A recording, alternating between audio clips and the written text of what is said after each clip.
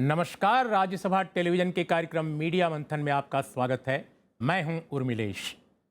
Media मंथन के आज के अंक में हम बात करेंगे सूचना की दुनिया में राष्ट्रवाद। हम सब मानते हैं कि मीडिया का काम सूचना और संवाद से जुड़ा है। सूचना सिर्फ लोगों की समझ का विस्तार ही नहीं करती, अपितु वह ज्ञान आधारित समाज के निर्माण और विकास में अहम भूमिका भी निभाती है। लेकिन मीडिया का एक हिस्सा आज क्या कर रहा है? वो सूचना और ज्ञान बांट रहा है या भ्रम और अज्ञान का धंधा कर रहा है? इन दिनों मीडिया से बाहर भी मीडिया के बड़े हिस्से पर ऐसे सवाल लगातार उठाए जा रहे हैं। पहले से जाति संप्रदाय में बंटा हमारा समाज बीते कुछ समय से जिस कदर और बंटता नजर आ रहा है, जिस तरह उसके कुछ एक हिस्सों में घृणा आधारित गोलबंदी सी चल रही है, वह हमारे जैसे विकासशील लोकतांत्रिक समाज के लिए बेहद घातक है। कम से कम सूचना और ज्ञान आधारित समाज के निर्माण का सपना टूटता नजर आ रहा है। मीडिया के बड़े हिस्से, खासकर भाषाई अखबारों और हिंदी अंग्रेजी के ज्यादातर चैनलों में इस पर चिंता नहीं दिखती। देश और समाज की बेहतरी के लिए वहां संजीदा आवाजों की कमी भी दिखती है। हिंसा और टकराव का कोलाहल ज्यादा है। ये महज संयोग नहीं कि इनमें कई चैनलों ने तो अपने कार्यक्रमों के नाम भी कुछ इसी तरह के रखे हैं। मसलन कोई रोजाना शाम को पर्दे पर हल्ला बोलता है तो कोई ताल ठोंकता है। फिल्मी चरित्रों या बाबाओं की तरह टीका लगाए कोई बिंदास खबर परोसने का वादा करते हुए किसी देवदूत की तरह उतरता है, तो कोई अपने स्टूडियो में बहस के दौरान वहां आमंत्रित कन्हैया को भारत माता की जय के जयकारे लगाने का हुक्म देता है। हमारे गांव में कहावत है, जैसा देश वैसा भेष। शायद जिस तरह के विमर्श का आज हमारी सत्ता संस्कृति में वर्चस्व है, वह हमारे मीडिया के एक हिस्से की सोच और भाषा भी तय करता नजर आ रहा है। मीडिया मंथन के आज के अंक में हम मीडिया और राष्ट्रवाद के इसी विमर्श की पड़ताल करने की कोशिश करेंगे। इस विषय पर बातचीत करने के लिए हमारे साथ मौजूद हैं स्टूडियो में चार खास मेहमान। हमारे साथ हैं वरिष्ठ पत्रकार सिद्धार्थ वरदराजन। हमारे साथ हैं प्रोफेसर मृदुला मुखर्जी, इतिहासकार, लंबे समय तक जवाहरलाल नेहरू विश्वविद्यालय में पढ़ा चुकी हैं। स्टूडियो में हमारे साथ मौजूद हैं वरिष्ठ पत्रकार और नेशनल बुक ट्रस्ट के चेयरमैन बलदेव भाई शर्मा।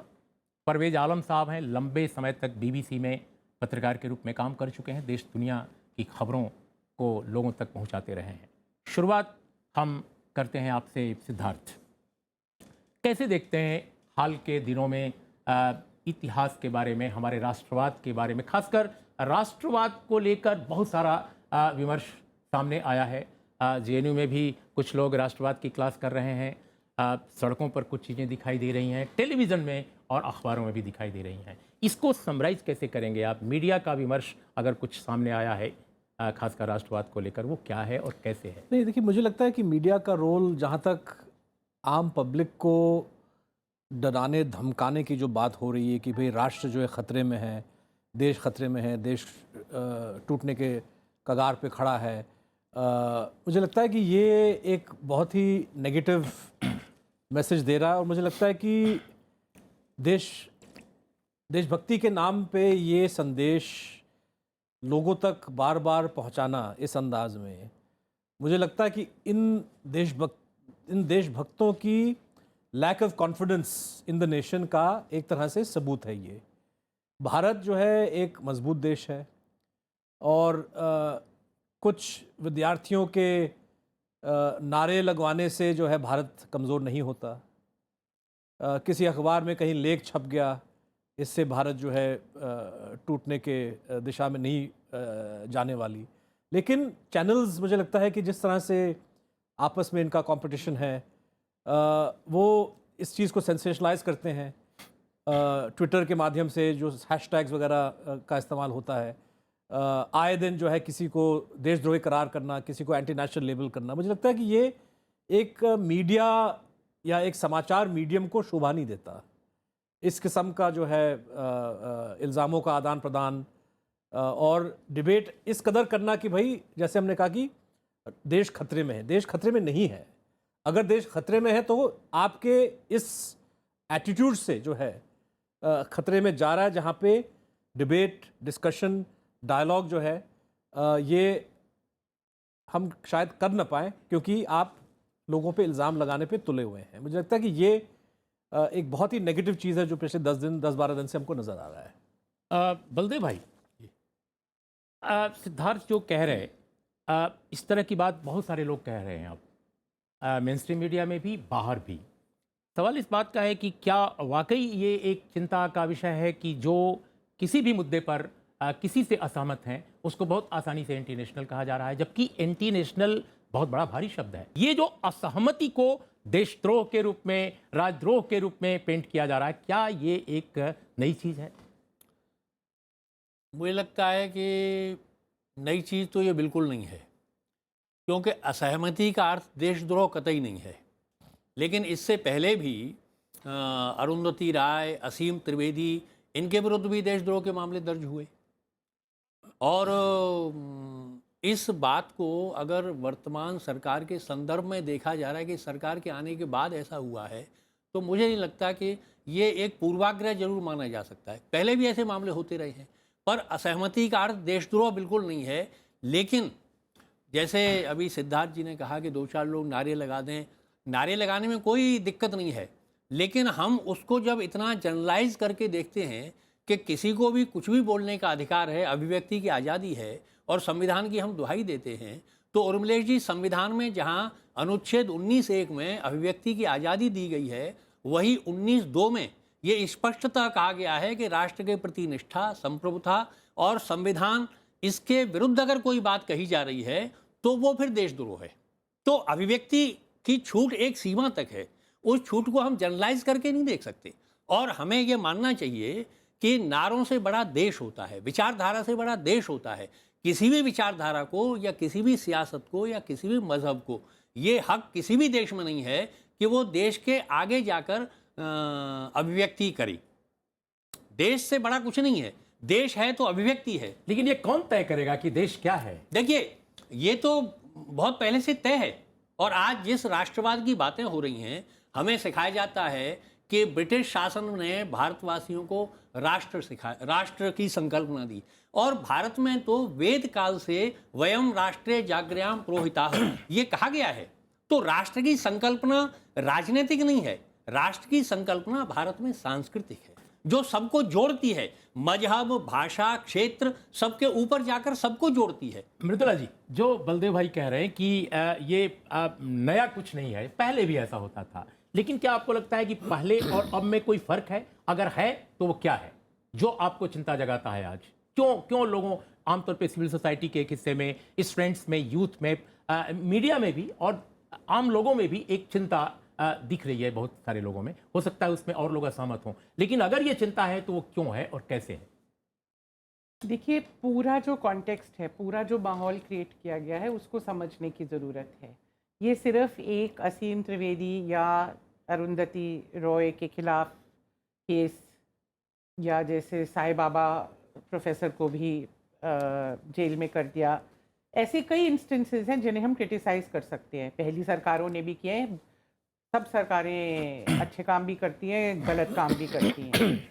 यहाँ पे जो पूरा एक माहौल बनाया गया है कि जेएनयू में एक छोटी सी सभा हुई जिसमें 60-70 लोग थे, उसमें कहा जा रहा है कि कुछ लोगों ने ऐसे नारे लगाए जो कि संविधान के खिलाफ हैं, या एंटी नेशनल का तो डेफिनेशन हर एक का सब्जेक्टिव है, मुझे नहीं पता, पर उसको लेके जो एक पूरा माहौल बन गया देश में, पहली बार ही मैंने देखा है अपनी ज़िंदगी में कि 4 नारे या 10 नारे को लेके आपने सारे देश में एक माहौल बना दिया कि यहाँ पे तो एंटी नेशनल फोर्सेस जो है कहाँ पहुँच रहे हैं। लोगों को तो लगने लग गया जैसे कि हमारा देश ही पूरा खतरे में हो गया है। तो ये मैं कॉन्टेक्स्ट को एम्फसाइज करूँगी। यहाँ पे एक डिमोनाइजेशन जेएनयू का हुआ है, एक पूरा माहौल ये बनाया गया है कि जैसे एंटी नेशनल तत्व जो हैं हमारे पे हावी होने जा रहे हैं। उसी वक्त हम बात कर रहे हैं, आज के अखबार आप पढ़ लीजिए कि राजीव गांधी के जो नोन हत्यारे हैं, उस पर कोई डाउट भी नहीं है कि वो हत्यारे हैं और वो अभी जेल में हैं, कि उनको हम रिहा कर देंगे। तो कोई कह सकता है कि देश के भूतपूर्व प्रधानमंत्री के हत्यारों को जेल से रिहा करने की बात करना ही एंटी नेशनल होना चाहिए कि नहीं? कि नहीं? मतलब ये भी मैं कह सकती हूँ, पर ठीक है, हम उसके बारे में आराम शांति से डिस्कशन डिबेट करने के लिए तैयार हैं। उनके बेटे तक ने कह दिया कि ये तो सरकार का फैसला है, ये भी नहीं कि फैमिली की तरफ से आप कह रहे कि नहीं तो ये तो हो ही नहीं सकता। तो एक तो है ये, कोई भी मुद्दा हो उसको किस तरीके से हमें डिस्कस करना है, डिबेट करना है आराम शांति से। और दूसरा ये है कि मीडिया के थ्रू, क्योंकि हम आज मीडिया पे डिस्कशन कर रहे हैं, तो मैं थोड़ा सा कंट्रास्ट भी करना चाहूँगी कि हमारा आज़ादी के पहले का जो मीडिया था, टीवी तो नहीं था पर जो अखबार थे, बहुत सारे अखबार थे, सारी भारतीय भाषाओं में अखबार थे, और राष्ट्रवाद जो है, भारतीय राष्ट्रवाद जो 1860-70 के दशक से फैलना शुरू हुआ, वो सबसे पहले भारतीय भाषाओं में जो अखबार थे उसके थ्रू सिर्फ फैलना ही नहीं, उपज भी उसी में हुई। मैं तो ये कहती हूँ कि भारतीय राष्ट्रवाद की उपज भारतीय भाषाओं के अखबारों के माध्यम से और उनके एडिटर्स के माध्यम से हुई। एक वो हमारा था, अखबारें जो थी मिडिल क्लास के लोग इस्टेब्लिश करते थे, वो एक कमर्शियल एंटरप्राइजेज नहीं थे जो आज टीआरपी है या पैसे ही आपने देखने के कितने एडवर्टीजमेंट मिल जाएंगे। ये हमारी ट्रेडिशन है।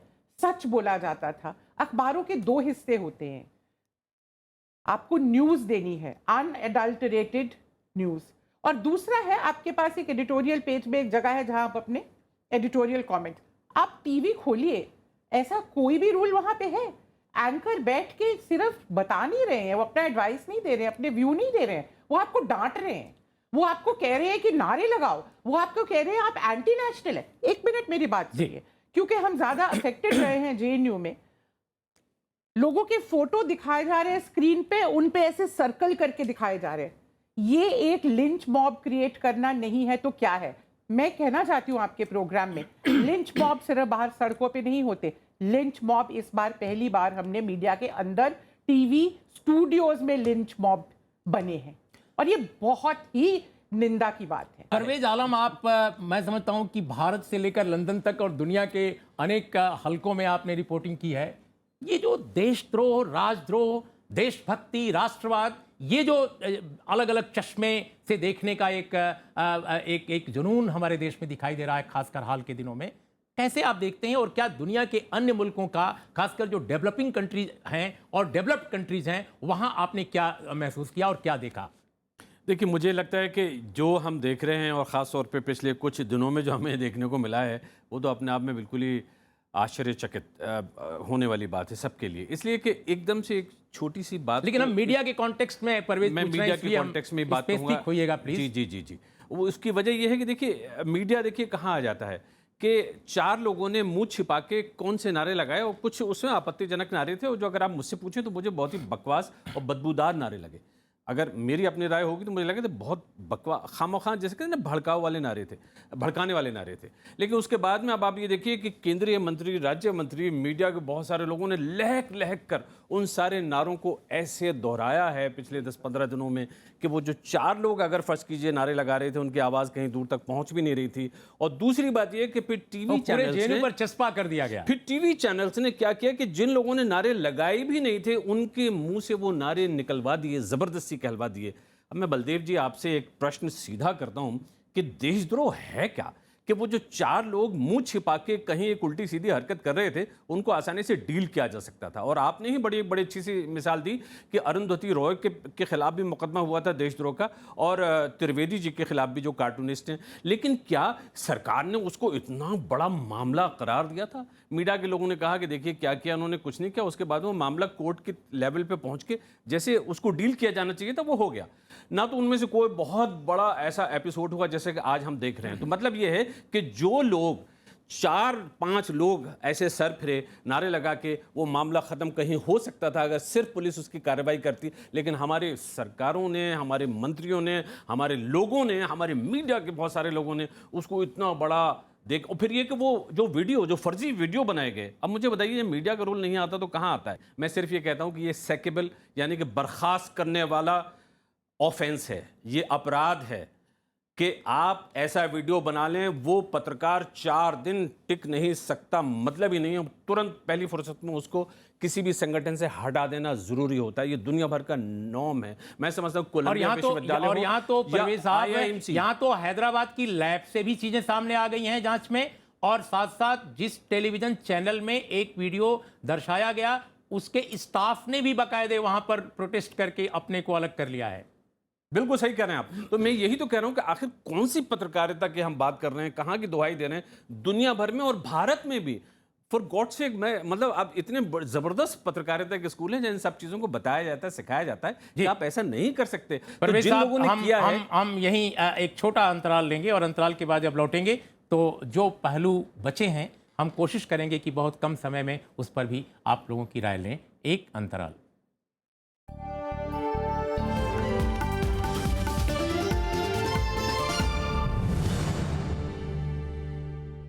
मीडिया मंथन की आज की चर्चा में आपका एक बार फिर स्वागत है। आज हम बात कर रहे हैं सूचना की दुनिया में राष्ट्रवाद। हम समझना चाहेंगे मृदुला जी कि अभी हाल के दिनों में हमने देखा कई घटनाक्रम, ऐसे घटनाक्रम जो मुझे लगता है कि अगर जेएनयू के घटनाक्रमों के साथ उनको सामने रखा जाए तो कुछ चौंकाने वाली छवियां उभरती हैं। हमने हरियाणा में देखा जिस तरह का घटनाक्रम हुआ, लेकिन वहाँ ये जो पैमाने हैं ये कहीं दिखते नहीं। यहाँ तक कि मीडिया कवरेज में भी अगर राष्ट्रीय मीडिया का हिसाब देखें, खासकर टेलीविज़न चैनलों का हिसाब देखें, तो बड़े सवाल नहीं उभरे कि आखिर हरियाणा के घटनाक्रम के पीछे क्या है। लेकिन जवाहरलाल नेहरू विश्वविद्यालय के घटनाक्रम के पीछे, जैसा परवेज साहब ने कहा, बहुत सारी नई रिविलेशंस हुई हैं, बट नए उद्घाटन हुए हैं कि कैसे बहुत सारे वीडियो जो हैं वही संदिग्ध हैं, कौन नारा लगाया कौन नहीं नारा लगाया। तो ये हमारा कहने का मतलब यह है कि राष्ट्रवाद के बारे में जो एक विमर्श सामने आ रहा है और मीडिया का एक बड़ा डोमिनेंट हिस्सा उसको सामने पेश कर रहा है, स्थापित कर रहा है, आखिर इस तरह के राष्ट्रवाद में हमारे देश के किसान कहाँ हैं, दलित कहाँ हैं, रोहित वेमुला का सवाल जो लोग उठा रहे हैं वो कहाँ हैं, जो आत्महत्याओं के शिकार हो रहे हैं वो लोग कहाँ हैं। तो ये क्या है राष्ट्रवाद? आप इतिहासकार हैं, हम समझना चाहते हैं, क्या मीडिया राष्ट्रवाद की एक अजीब दुनिया बुन रहा है जो संविधान से इतर है, जो आज़ादी की लड़ाई के दौरान उभरे राष्ट्रवाद के से अलग है? क्या है ये राष्ट्रवाद? देखिए, सबसे पहले तो मैं ये कहूँगी कि आज जो लोग राष्ट्रवाद का दावा दे रहे हैं और कह रहे हैं कि हम जानते हैं और हम इस राष्ट्रवाद के प्रतीक हैं, वो हमारे स्वतंत्रता संग्राम में कम से कम उन्हें राष्ट्रवादी कभी नहीं माना गया, उन्हें सांप्रदायिकवादी माना गया।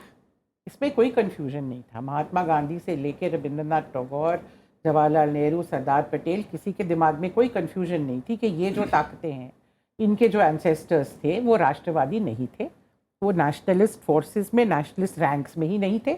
इनका नाम साफ था, कम्युनलिस्ट। जिन्ना को भी कम्युनल कहा जाता था और आरएसएस, हिंदू महासभा को भी कम्युनल कहा जाता था। ये उनकी समझ थी, मैं अपनी समझ नहीं बता रही हूँ। अब आज का मामला रह गया कि आज हम राष्ट्रवाद को कैसे डिफाइन करते हैं। तो मैं तो ये कहूँगी कि मेरे लिए जो हमारे स्वतंत्रता संग्राम की लेगेसी है, उसमें जो चीज़ें बताई हुई हैं कि राष्ट्रवाद क्या होता है। राष्ट्रवाद लोग होते हैं।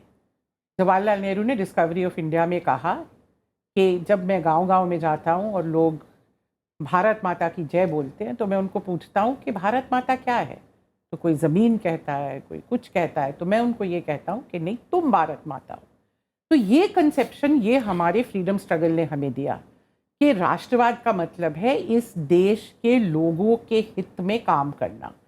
राष्ट्रवाद का मतलब है सबके भले के लिए। सर्वोदय का कॉन्सेप्ट गांधी जी ने दिया, साथ में अंत्योदय का दिया।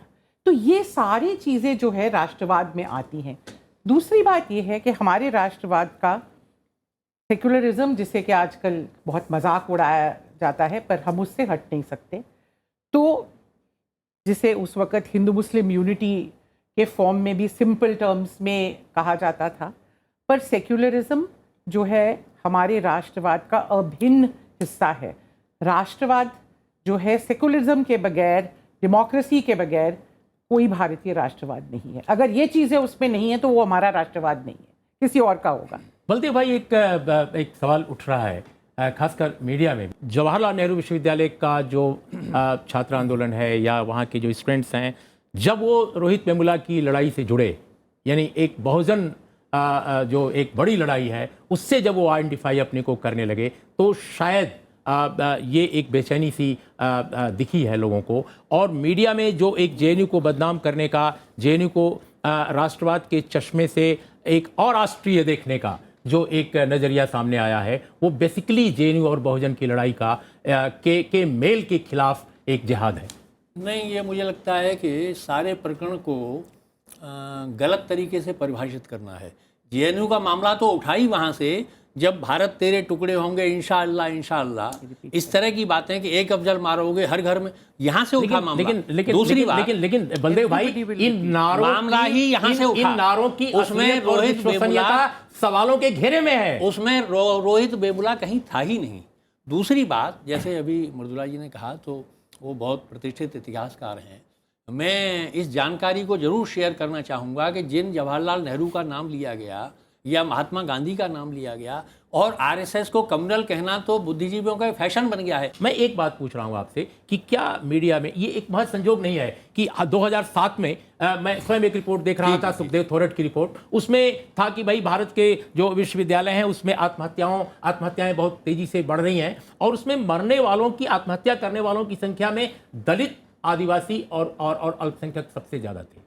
लेकिन कभी मीडिया में बहस इन चीजों पर नहीं हुई। रोहित वेमुला के मामले में भी जो वहां के स्टूडेंट्स या वहां के टीचर्स, वहां के आम लोग जिस तरह का सवाल उठा रहे थे, वो बहस नहीं आई मीडिया में। आज अगर देशद्रोह की बहस को इतना प्रोमिनेंस मिला है, खासकर जेएनयू के कॉन्टेक्स्ट में, और जेएनयू में भी ये महज संजोग नहीं है कि जो लड़के निकाले गए या जिन लड़कों के खिलाफ कार्रवाई हो रही है उसमें ज्यादातर लड़के सबाल्टर्न, पिछड़े, दलित, माइनॉरिटीज, इस तरह के समाजों से हैं और जो देश की संस्कृति को, देश के समाज को एक खास ढंग से देखते हैं और वो संविधान का नजरिया है, इंक्लूसिव बनाना, डेमोक्रेटिक बनाना, सिविल बनाना। तो ये मेरा ये कहना है कि ये विमर्श मीडिया से गायब क्यों है?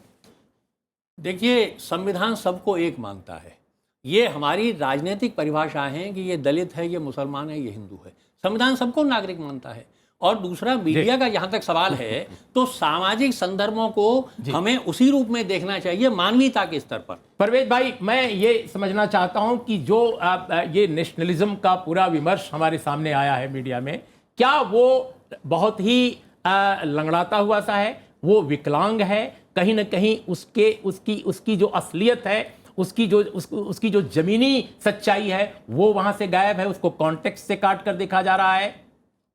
मुझको एक बात बिल्कुल साफ नज़र आती है, चाहे मैं मीडिया की हैसियत से बात करूं या एक आम इंसान की हैसियत से, हर हालत में एक ट्रेंड हमको नज़र आता है पिछले कुछ दिनों में, और वो ये है कि जो बड़े इश्यूज़ हैं उन पर बहस ना हो और जो बहुत ही छोटे मोटे इश्यूज़ हैं जिनको यूँ एक चुटकी बजाते में आप उनको दूर कर सकते हैं और उन पर चर्चा भी नहीं करनी चाहिए, वो मुस्तकिल छाए रहते हैं। बलदेव जी ने बड़ी प्यारी सी बात कर दी।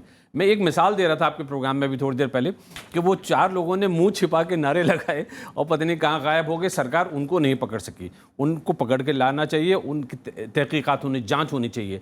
उन चैनल्स ने जिन्होंने वीडियो को मैनिपुलेट किया और खामा कुछ लोगों के सर पर इल्ज़ाम डाल दिया कि उन्होंने ऐसे नारे लगाए थे, उन पे भी इंक्वायरी होनी चाहिए, कोई बड़ी सी बात होनी चाहिए, चर्चा होनी चाहिए। लेकिन बलदेव जी ने वही कर दिया जो मुझे शिकायत थी बहुत सारे लोगों से कि वो जो 4-5 नारे हैं उनको दोहराना शुरू कर दिया। तो सोचिए, पिछले 10-15 दिनों से हम उन नारों को बार बार दोहरा रहे हैं, लेकिन वो इश्यूज़, मिसाल के तौर पर आपने जैसे रोहित की बात की, वो दलितों के जो इश्यूज़ थे, वो आपने पिछले दिनों सुना कि एक जो विधवाएँ हैं महाराष्ट्र की, उनका एक फ़ोटो छपा था, दिल हिलाने वाला फ़ोटो है जिसमें कि 50 की तादाद में वो विधवाएँ खड़ी हैं।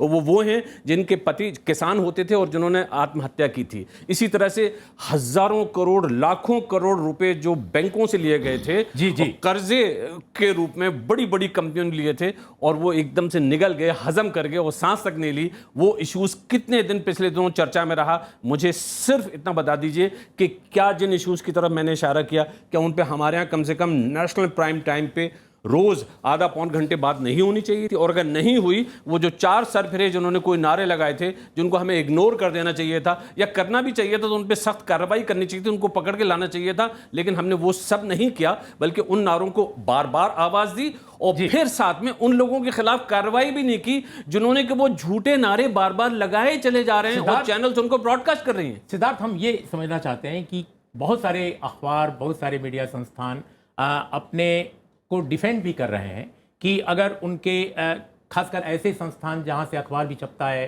टेलीविज़न चैनल भी चलता है, वेबसाइट्स भी चलती हैं, कि साहब हमारे यहाँ तो आज़ादी है, हमारे यहाँ तो विविधता है, हमारे यहाँ तो बहुलता है, कोई कुछ कह रहा है, कोई कुछ कह रहा है, कोई आग जला रहा है राष्ट्रवाद की, क्योंकि जैसे ही स्क्रीन खुलता है आग जलती रहती है और ऐसा लगता है कि स्टूडियो में ही तोप, बारूद और मिसाइलें चलनी शुरू हो जाएंगी। और अखबारों में एक बैलेंस दिखाई देता है, राष्ट्रवाद का भी बैलेंस है, सामाजिकता का भी है, सामाजिक संदर्भ भी उठाए जा रहे हैं। तो ये एक पहलू जो उभर के सामने आ रहा है कि सब कुछ ठीक है, सब कुछ जायज़ है, यानी आप अराजकता पैदा कर रहे हो तो भी ठीक है, आप देशभक्ति के नाम पर उग्रवाद और जिहाद छेड़ रहे हो तो भी ठीक है, और डेमोक्रेसी सेकुलरिज्म की बात हो रही है तो भी ठीक है। कहाँ खड़ा है मीडिया? देखिए, मीडिया अपने बचाव में बयान दे रहा है कि हमने ऐसा कोई काम नहीं किया जो गलत है, और हमने पूरी जिम्मेदारी के साथ जो है इस न्यूज़ को कवर किया, लेकिन सच्चाई कहीं और है। और ये सच्चाई आपके दर्शकों के सामने 2-3 महीने से साफ नज़र आ रहा है। जिस तरह से जेएनयू को कवर किया गया, मैं आपसे कहता हूँ कि आगरा में जो कठेरिया साहब जो मंत्री हैं इस सरकार के, उनकी तकरीर को क्यों नहीं दिखाया जा रहा है? बिल्कुल। उनकी तकरीर में जो बातें थीं, या उस मंच पे उपस्थित जो विश्व हिंदू परिषद, आरएसएस, बीजेपी के जो लोग थे, कि एक खुले मंच से आप हिंदुस्तान के नागरिकों को जो अल्पसंख्यक हैं उनको आप धमकी दे रहे हैं, वो एंटी नेशनल नहीं है क्या? वो वीडियोस कहाँ हैं? उन वीडियोस को क्यों नहीं दिखाया जा रहा है और इनको शर्मिंदा क्यों नहीं किया जा रहा है? केस की बात क्यों नहीं हो रही है? मुझे लगता है कि मीडिया कहीं ना कहीं देशभक्ति, राष्ट्र, देशद्रोह, राजद्रोह, इन तमाम चीज़ों की परिभाषा बहुत गलत ढंग से दे रहा है। मेरा मानना है कि अगर कोई सरफिरा अफजल गुरु के पक्ष में नारे दे रहा है, तो हमारे देश में ऐसे भी सरफिरे लोग हैं जो नथुराम गोडसे के पक्ष में भी नारे देते हैं, मंदिर बनाते हैं, पुल बिल्कुल का नाम रखते हैं। मेरा मानना है कि अफजल गुरु के पक्ष में जो बोल रहे हैं वो उतने ही गलत हैं जितना कि वो लोग हैं जो गोडसे के प्रशंसा में बात करते हैं। मेरा मानना है कि अगर संविधान की अगर हम बात करें, तो जो लोग सेपरेट कश्मीर की बात कर रहे हैं वो उतने ही गुनहगार हैं जितने कि जो लोग हिंदू राष्ट्र की बात करते हैं, क्योंकि ये हमारे कॉन्स्टिट्यूशन के फंडामेंटल प्रिंसिपल से अलग है। लेकिन फिर भी मैं कहता हूँ कि भारत एक मजबूत देश है। जिस तरह से हम हिंदू राष्ट्र के जो पक्षपात हैं उनसे हम बहस कर सकते हैं कि भाई आप ऐसा क्यों देश को बिगाड़ना चाहते हो, उसी तरह से हम नागालैंड के, कश्मीर के लोगों से जो अलग होना चाहते हैं उनसे हम बहस कर सकते हैं, बातें हो सकती हैं। ऐसा नहीं होना चाहिए कि कोई हिंदू राष्ट्र की बात करे, कश्मीर की आज़ादी की बात करे तो फ़ौरन जो है इनको जेल में रखना चाहिए। मैं समझता हूँ कि एक डेमोक्रेसी में बात हो, डिबेट हो, और डिबेट डिस्कशन से जो है फिर आप देख पाओगे कि हिंदुस्तान की जो डेमोक्रेसी है कितना मजबूत है, हिंदुस्तान एक राष्ट्र के वाले से कितना तगड़ा, कितना मजबूत राष्ट्र है।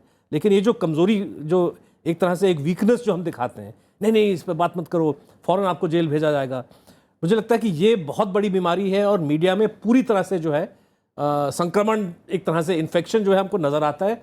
जितनी दूर हम मीडिया को बचा लें, इलाज करें, उतना ही बेहतर होगा मीडिया के लिए और देश के लिए। मुझे लगता है कि आप चारों लोगों ने बहुत संक्षिप्त और सीमित समय के बावजूद अपनी बातों को जिस तरह पेश किया है वो हमारे दर्शकों के लिए, हमारे श्रोताओं के लिए बहुत महत्वपूर्ण है। यह विमर्श आगे बढ़ना चाहिए। और ये बात सच है कि हम एक अजीब दौर में दाखिल हो चुके हैं, एक ऐसा दौर जहां राष्ट्रवाद की सबकी अपनी अपनी परिभाषाएं हैं।